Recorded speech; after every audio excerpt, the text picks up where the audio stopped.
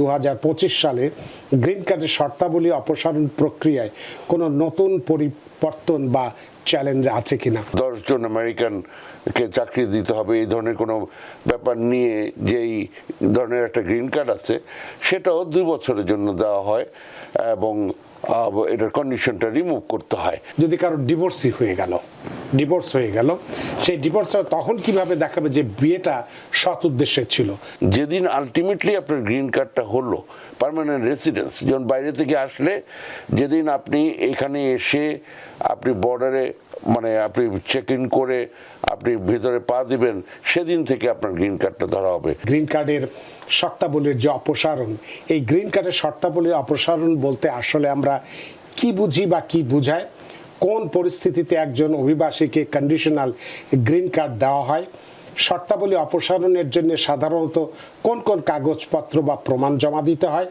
বর্তমান সময়ে অর্থাৎ এই 2025 সালে গ্রিন কার্ডের শর্তাবলী অপসারণ প্রক্রিয়ায় কোনো নতুন পরিবর্তন বা চ্যালেঞ্জ আছে কিনা?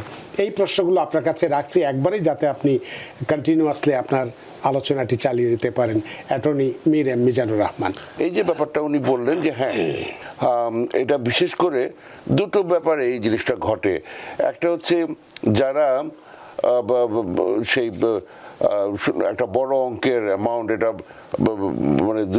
বিভিন্ন নাম্বার আছে এখানে, আগে যুগ যুগ ধরে 1 মিলিয়ন ছিল, সেটা এখন প্রায় 2 মিলিয়ন, তারপরে এর মাঝে আবার অর্ধেক আছে, আবার কোনো জায়গায় গ্রুপ ইনভেস্টমেন্টের ব্যাপার আছে। যেভাবে হোক একটা বড় অঙ্কের ইনভেস্টমেন্ট এবং 10 জন আমেরিকানকে চাকরি দিতে হবে এই ধরনের কোনো ব্যাপার নিয়ে যেই ধরনের একটা গ্রিন কার্ড আছে সেটাও 2 বছরের জন্য দেওয়া হয় এবং এটার কন্ডিশনটা রিমুভ করতে হয়।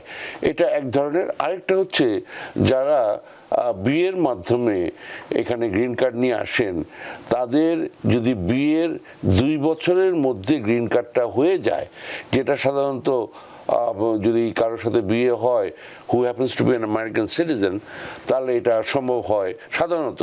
কিন্তু অনেক সময় গ্রিন কার্ড হলেও হয়, বিকজ অনেক সময়ই ওই যে প্রায়োরিটি ডেট হলো এটা বেশ কারেন্ট থাকে অনেক সময়, বা অল্প কিছুদিনের ব্যাপারে, যাই হোক। তো এইরকম যদি হয় যে 2 বছরের মধ্যে গ্রিন কার্ডটা হয়ে গেছে, তাহলে আপনি কন্ডিশনাল গ্রিন কার্ড পান। মানে যেদিন আলটিমেটলি আপনার গ্রিন কার্ডটা হলো পার্মানেন্ট রেসিডেন্স, যখন বাইরে থেকে আসলে যেদিন আপনি এখানে এসে আপনি বর্ডারে আপনি চেক ইন করে আপনি ভিতরে পা দিবেন, সেদিন থেকে আপনার গ্রিন কার্ডটা ধরা হবে। বা এখানে যদি আপনি অ্যাডজাস্টমেন্ট অফ স্ট্যাটাস করেন, যেদিন থেকে অ্যাডজাস্টমেন্ট অফ স্ট্যাটাসটা হলো, হ্যাঁ, নট দ্য কার্ড, যে কার্ড আসছে ওইটা না, যেদিন থেকে অ্যাপ্রুভালটা হলো অ্যাডজাস্টমেন্ট অফ স্ট্যাটাস, সেদিন থেকে আপনার গ্রিন কার্ড। এবং তার থেকে 1 বছর 9 মাস পরে এবং 2 বছর শেষ হয়ে যাওয়ার আগে আপনারা এই যে গ্রিন কার্ড, তার যে একটা কন্ডিশন থাকে, ওই কন্ডিশনটা রিমুভ করতে হয়। হ্যাঁ, এবং এছাড়া আর is as good as any other green card. কিন্তু কথা হচ্ছে যে এই রিমুভালটা আপনার সরাতে হয়, ওটা না সরা পর্যন্ত সামনে এগোনো যায় না। যেমন আপনি সিটিজেনশিপ হবেন ইত্যাদি, এটার আগে এই রিমুভালটা করতে হয়। তো সেটা হচ্ছে ওই উইন্ডোতে 1 বছর 9 মাস থেকে 2 বছরের মধ্যে এটা করতে হয়। আচ্ছা, একটা প্রশ্ন সঞ্চয় করে রেখেছেন যে যদি 2 বছর চলে যায় তাতে অসুবিধা হয় কি না। আমি বলবো যে অসুবিধা হয় না। আপনি যখনই আপনি এটা নজরে পড়বে, ধরেন আপনার দেরি হয়ে গেছে, তারপর আপনি এটা অপেক্ষা করবেন না, আপনি সাথে সাথে ফাইল করে দেবেন যদি 2 বছর হয়েও যায়। তো এই গেল সিচুয়েশনটা। তো এখন নর্মালি এটা যেটা করতে হয় যে স্বামী স্ত্রী দুজনে মিলে বা বাচ্চারা যদি সাথে আসে, তারা ওই একসাথে এই অ্যাপ্লিকেশনটা করতে হয়। হ্যাঁ, I-751, হ্যাঁ, ওই রিমুভাল অফ কন্ডিশনের যেই অ্যাপ্লিকেশন, এবং সেটা জয়েন্টলি করতে হয়। এই হচ্ছে সাধারণ নিয়ম, এবং সাধারণত এটা হয়ে যায়। একজন মানুষ এখানে বিয়ে করে গ্রিন কার্ড নিয়ে এসছেন, তারা মানে সুন্দর করে সংসার শুরু করলেন, একসাথে থাকেন, কাজ করেন, মাঝে মাঝে খুনসুটি হয়, আবার ঠিক হয়ে যায়, বেড়াতে যান, বাচ্চাকে নিয়ে পড়তে বসান ইত্যাদি, সব মিলিয়ে এটা একটা মানে তেমন কোনো কঠিন কোনো ব্যাপার নয়। হ্যাঁ, তো এবং সেই জন্য যে জিনিসটা আপনাদের করা উচিত সেটা হচ্ছে আসার পর থেকেই একটা হচ্ছে জয়েন্ট রেসিডেন্স, একসাথে থাকেন। এক্সেপশন আছেন, দুজনেই এমন কোনো প্রফেশনে আছেন যেখানে দুজন দুই জায়গায় চাকরি পেলেন, ভালো জব, দুটোই ছেড়ে দেওয়ার মতো না, সেটা তারা বুঝবে। কিন্তু নর্মালি আপনারা একসাথে থাকেন, এটা কাইন্ড অফ এক্সপেক্টেড। আচ্ছা, বাচ্চা কাচ্চা নিয়ে একসাথে থাকেন, হ্যাঁ, তো এগুলো একটা। তারপরে একসাথে বিভিন্ন ধরনের ছবি আছে আপনাদের, হ্যাঁ, একজন আরেকজনের ফ্যামিলি সম্পর্কে জানেন, এখানে থাকলে ভিজিটেশনের ব্যাপার আছে, দেশে থাকলেও বেড়াতে যাওয়ার ব্যাপার আছে, এই ধরনের একটা ব্যাপার যে দুই ফ্যামিলিতে দুই মানুষের মধ্যে একটা ভালো যোগাযোগ ইত্যাদি। আচ্ছা, তো এবং এর বিভিন্ন ছবি টবি থাকে, সেগুলো প্রেজেন্ট করলেন।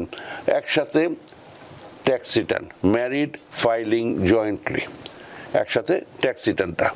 তারও আগে আপনার আসা মাত্র দুজনেই, হ্যাঁ, এটা গুড ফেইথ ম্যারেজ, এটা না করার কিছুই নাই, সাথে সাথে হ্যাঁ একটা ব্যাংক অ্যাকাউন্ট হবে, হ্যাঁ, জয়েন্ট ব্যাংক অ্যাকাউন্ট। আসা মাত্র দুজনের সংসার শুরু করা মাত্র আপনাদের যেটা করতে হবে সেটা হচ্ছে আপনারা জয়েন্ট ব্যাংক অ্যাকাউন্ট করবেন।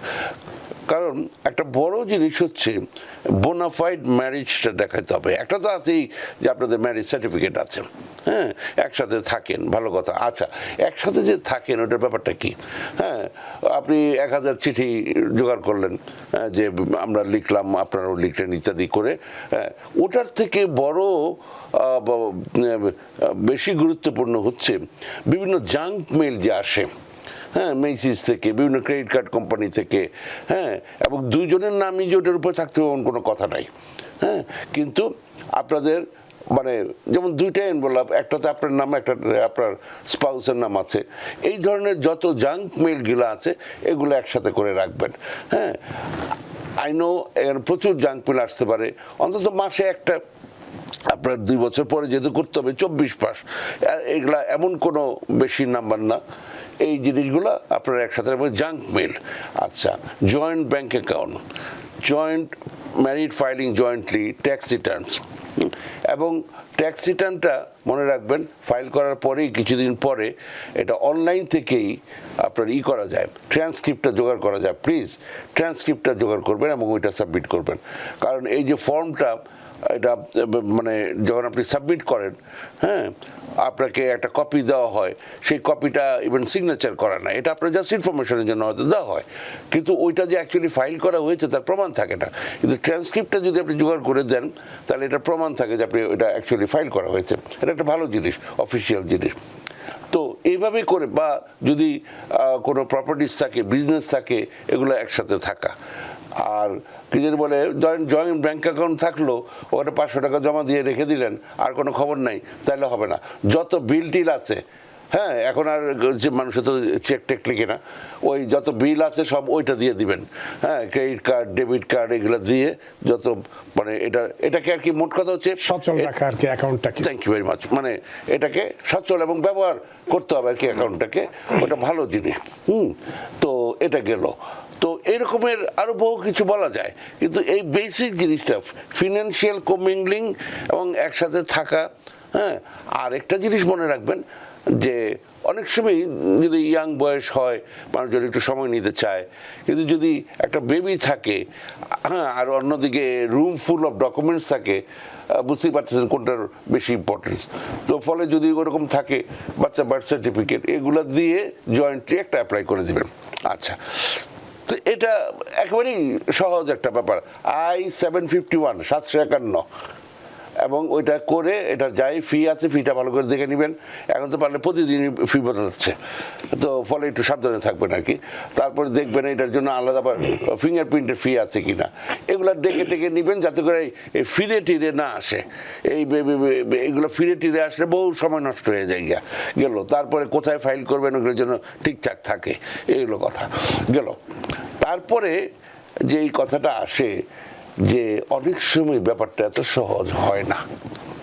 আপনি আসলেন, আপনি অনেক স্বপ্ন নিয়ে আসলেন, একসাথে সংসার করবেন, সবসময় ব্যাপারটা এরকম সহজ থাকে না। হ্যাঁ, আপনাদের অনেকেরই এইখানে বিভিন্ন কারণে স্বামী স্ত্রীর মধ্যে সমস্যা হয়। তারপরে এটার কি কারণ সেটা বিশ্লেষণে আমি যাব না, কিন্তু কোনো বিভিন্ন কারণে সমস্যা হয় এবং তখন ওই এই ধরনের কাজগুলো অনেকে করেন না। হ্যাঁ, ওই যে জয়েন্ট ব্যাংক অ্যাকাউন্ট করা, ট্যাক্স ফাইল করা, এগুলা করেন না। এগুলা কেন করেন না, মানে ওইটা না করে কিভাবে একজন মানুষকে আটকিয়ে রাখা যায় সেটা আমি জানি না, কারণ যার যাওয়ার সে যাবেই। হ্যাঁ, সে এবং কেউ যাইতে চাইলে তার রিক্সা ডেকে দেওয়া ভালো। হ্যাঁ, কিন্তু সেটা আরেক জগৎ, আমি ওদিকে যেতে যাচ্ছি না। এরকম হচ্ছে প্রচুর প্রচুর এরকম কেস হচ্ছে। তো তখন কি করা? তো একটা হচ্ছে যে কোনো রিজনেই হোক যেন বিয়ের শুরুটা সুন্দরভাবে হোক। এটা আমি ভাবি যে আমার শত্রুও যদি বিয়ে শাদী করে চাইবে যে একটু সুন্দরভাবে, তারপরে বিভিন্ন কারণে এর দোষ না ওর দোষ সেটা পরের কথা হচ্ছে, এরকম হতেই পারে।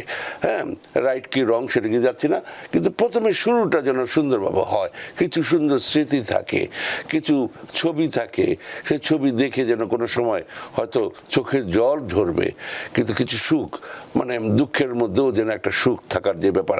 আমি কি আপনার থেকে কিছু শিখতেছি নাকি? মনে হচ্ছে শিখতেছি। হ্যাঁ, এই হলো অবস্থা, যাতে বলতে পারি ওনার থেকে আমি কিছু শিখেছি গেল। তো এই যে ব্যাপারগুলো আছে, যে এই কারণে যদি গুড ফেইথ ম্যারেজ দিয়ে আপনাদের শুরু হয়, ইটস নট ফানি। আমি এখানে হাসার একটা ব্যবস্থা করলাম, কিন্তু ইটস নট ফানি। খুবই একটা কষ্টের ব্যাপার। এই বিদেশ ভুবুয়ে এসে একটা মানুষ এখানে এসে, এটা ছেলের হতে পারে মেয়ের হতে পারে, বাস্তবতা, এটাকে মেনে নিতেই হবে। হ্যাঁ, অনেক সময় হচ্ছে এটা। এবং তার ফলে যতই দুঃখজনক হোক, এই যে ব্যাপারটা আছে, যদি দেখানো যায় যে বিয়ের শুরুটা ভালো ছিল, তারপরে সে ডিভোর্স হয়ে গেল, ডিভোর্স হলে পুরো ডিভোর্সটা শেষ হইতে হবে। হ্যাঁ, এবং সেটা হচ্ছে যে শুধু ইভেন জাজে সাইন করলেও হবে না, এটা কাউন্টি ক্লার্ক ফাইল করতে হবে, তখন এটাকে ডিভোর্সটা বলে, ডিক্রিটা। তো ওইটা লাগবে। এবং প্রথম দিকে যে সে ব্যাংক অ্যাকাউন্ট হয়েছিল, ট্যাক্স ফাইল হয়েছিল, একসাথে থাকতো, সেটার আছে, মানুষের এফিডেভিটস আছে, বিভিন্ন ছবি টবি আছে। এবং ছবি মানে এক শার্ট এক প্যান্ট পরে 1000 ছবি, তাহলে হবে না, ওইটা না। মানে কোনো একটা দাওয়াতে গিয়েছেন, আরও 10টা লোক আছে, মানুষ জানলো যে তারা বিয়ে শাদী করেছেন, দাওয়াত দিয়েছেন, বিভিন্ন বার্থডে সেলিব্রেশন করেছেন ইত্যাদি, এইভাবে করে। এবং কয়েকজনের এফিডেভিট লাগবে আর কি, যে তাদের সম্পর্কটা ভালোই ছিল ইত্যাদি, পরে নষ্ট হয়ে গেছে। এভাবে করে আপনি একটা ওয়েভার চাইতে পারেন, যে আপনি যে জয়েন্ট ফাইলিংয়ের যে রিকোয়ারমেন্টটা, এটা যে ওয়েভ করার জন্য আপনি, এটা একটা পন্থা এবং এইটাই সবচেয়ে সহজ পন্থা, যে শুরুটা ভালোই ছিল, পরে সামহাউ ডিভোর্স হয়ে গেছে, নাথিং রং ইন দিস। এবং সেটা যখনই হয়ে যাবে, তখন আর ওই 1 বছর 9 মাসের জন্য অপেক্ষা করতে হবে না। ওটা আপনি যখনই হবে ওটা আপনি ফাইল করে দিতে পারেন। হ্যাঁ, কারণ তখন আর ওয়েট করার কিছু নাই। এইগুলো একটা কথা।